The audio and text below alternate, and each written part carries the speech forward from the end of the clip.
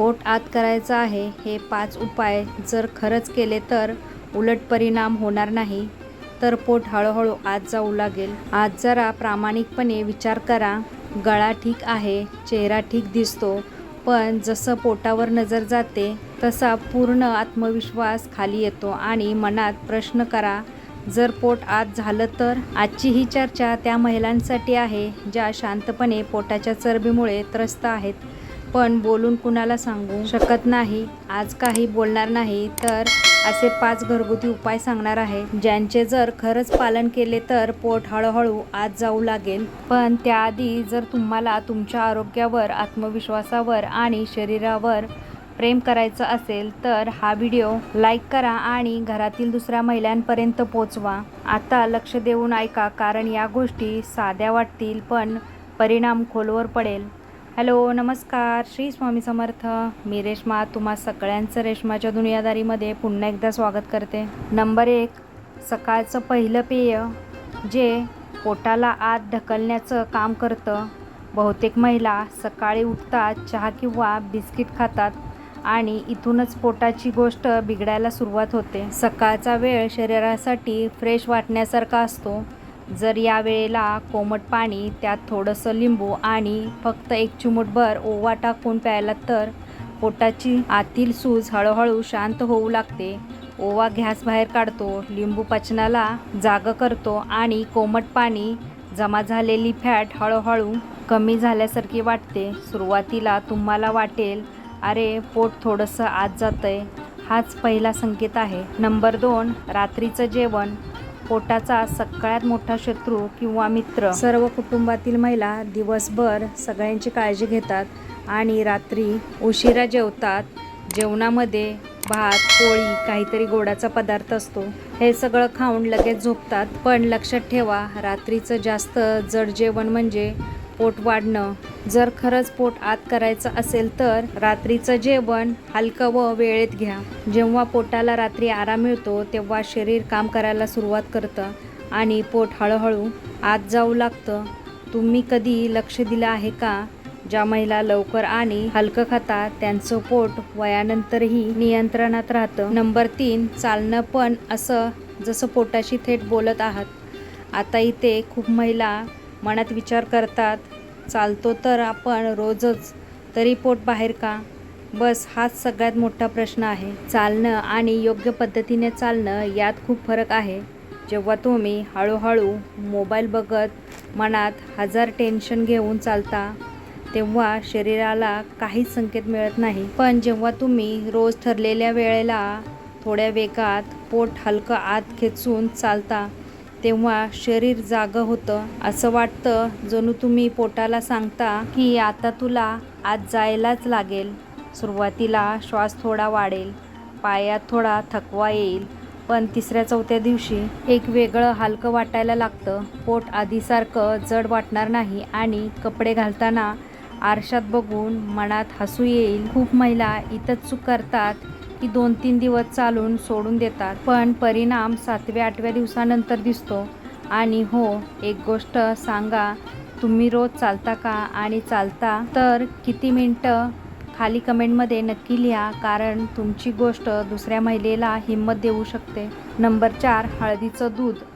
आजीचा उपाय पण विज्ञानापेक्षा पुढे. हळदीला आपण सगळे मसाला समजतो, पण खरं तर ही शरीरासाठी आतून काम करणारे औषध आहे. विशेषतः महिलांच्या पोटासाठी खूप महत्त्वाची आहे. महिलांचं पोट बाहेर येण्याचं कारण म्हणजे आत सूज असते, हार्मोन्स बिघडलेले असतात आणि पचन मंद झालेलं असतं. रात्री जेव्हा तुम्ही हळदीचं दूध पिता तेव्हा शरीर झोपेतच दुरुस्त होतं.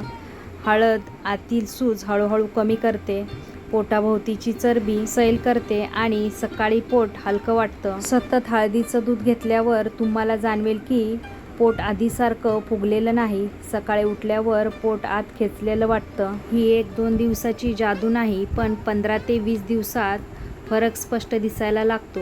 आणि सगळ्यात चांगली गोष्ट, याने शरीराला नुकसान नाही, फक्त फायदा होतो. नंबर 5, ताण आणि पोट यांचं नातं खूप खोल आहे. कमी लोक सांगतात, पण पोट बाहेर राहण्याचं सगळ्यात मोठं कारण अनेक वेळा खाणं नसतं तर चिंता असते. महिला दिवसभर सगळ्यांची काळजी घेतात. घर, मुलं, नवरा, नातेसंबंध, पैशाची चिंता, भविष्यातील टेन्शन आणि स्वतःसाठी काहीच नाही करत. या सगळ्या गोष्टी थेट पोटात जाऊन बसतात. म्हणूनच तुम्ही पाहिलं की जी महिला आतून खूप जास्त त्रस्त असते तिचं पोट लवकर बाहेर येतं. दररोज जर तुम्ही शांत बसून डोळे बंद करून खोल श्वास घेणं सुरू केलं, श्वास घेताना पोट आत खेचून घेतलं आणि सोडताना पोट हळूहळू बाहेर सोडलं, हा छोटासा सराव पोटाला शिकवतो की त्याला पुन्हा आपल्या जागी जायचं आहे. हळूहळू मन हलकं होऊन जातं, झोप सुधारते आणि पोट आपोआप आत जायला लागेल. लक्षात ठेवा, जोपर्यंत मन शांत होत नाही तोपर्यंत पोट पूर्णपणे आत जात नाही. आता या गोष्टीला खूप लक्ष देऊन ऐका, कारण ही गोष्ट वेगळी आहे पण तितकीच महत्त्वाची आहे. सगळ्यात आधी पाणी पिण्याच्या सवयीवर लक्ष द्या. खूप महिला समजतात की कमी पाणी पिलं तर पोट आत जाईल, पण खरं उलटं आहे. जेव्हा शरीराला योग्य प्रमाणात पाणी मिळत नाही तेव्हा ते पोटाभोवती चरबी साठवायला लागतं. दिवसभर थोडं थोडं पाणी पिणं सुरू करा. एकदम खूप जास्त पाणी पिऊ नका. दुसरी गोष्ट, खाल्ल्यानंतर लगेच झोपू नका किंवा वाकून काम करू नका, कारण त्यामुळे अन्न नीट पचत नाही आणि पोट बाहेर यायला लागेल. तिसरी गोष्ट, पोटाला हलक्यात घेऊ नका. जर पोट रोज साफ होत नसेल तर तुम्ही काहीही केलं तरी पोट आत जाणार नाही.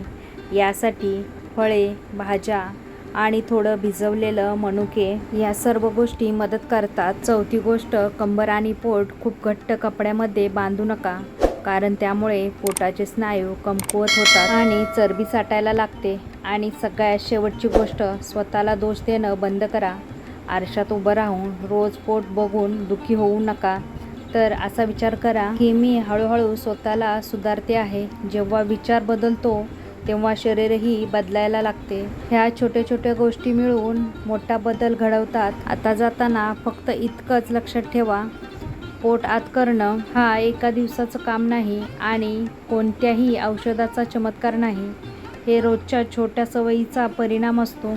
आज तुम्ही जे ऐकलत त्यातलं अर्ध जरी प्रामाणिकपणे केलं तर येणाऱ्या दिवसात जेव्हा तुम्ही आरशासमोर उभे राहाल तेव्हा पोट नाही, तुमचा आत्मविश्वास सर्वात आधी दिसेल. स्वतःसाठी वेळ काढणं स्वार्थ नाही, ती गरज आहे. तुम्हाला चांगलं वाटेल आणि सगळ्यात महत्त्वाचं, तुम्ही स्वतःवर खुश राहाल. म्हणूनच आजपासून स्वतःच्या शरीराशी मैत्री करा. जेव्हा महिला स्वतःला समजून घेतात तेव्हा त्यांचं शरीर त्यांना साथ देऊ लागतं. तर मैत्रिणींनो, आजपासूनच तुम्ही या सगळ्या गोष्टी फॉलो करा. आजचा व्हिडिओ तुम्हाला कसा वाटला नक्की मला कमेंटमध्ये सांगा. व्हिडिओ आवडल्यास व्हिडिओला जास्तीत जास्त लाईक, शेअर, सबस्क्राईब करा. पुन्हा भेटूया आपण उद्याच्या नवीन व्हिडिओसोबत. तोपर्यंत सगळ्यांना श्री स्वामी समर्थ. जय जय स्वामी समर्थ.